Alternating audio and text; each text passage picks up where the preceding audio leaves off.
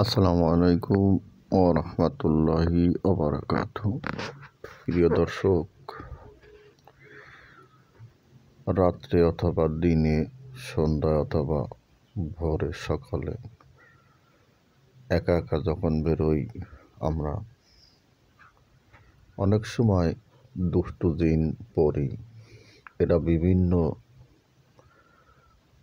বস্তু অথবা মানুষ, গরু, শিয়াল, কুকুর, বিড়াল, অনেক কিছুর সুলত ধরে আমাদের সামনে হাজির হয় অথবা দেখা দেয়, অথবা মাসরূপে বিভিন্ন কায়দায় দেখা দেয়।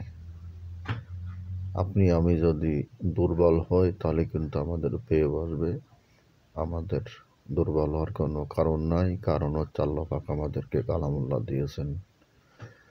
এই কালামুল্লাহ শরীফের হাজার হাজার আয়াত আছে, যা আমরা যদি তেলাওয়াত করি ইনশাল্লাহ জানা থাকলে আমাদের কাছে আসার সুযোগ পাবে না। নবীজির হাদিস আছে, বহুত হাদিস আছে। যদি আমরা কিছু না জানি তাহলে তো আমাদের বিপদ সম্ভাবনা থাকে।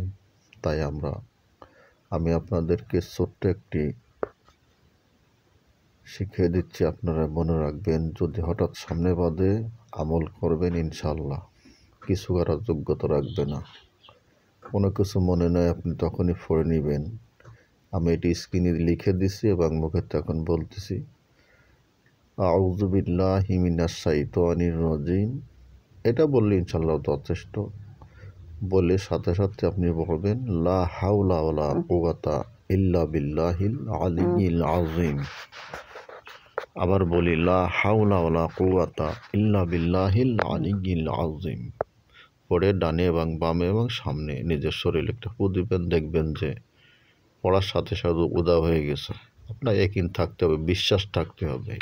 এটাই যথেষ্ট আপনার আমার সবার জন্য। সবাইকে অশেষ ধন্যবাদ। আসসালামু আলাইকুম ওয়া রাহমাতুল্লাহি ওয়া বারাকাতুহু।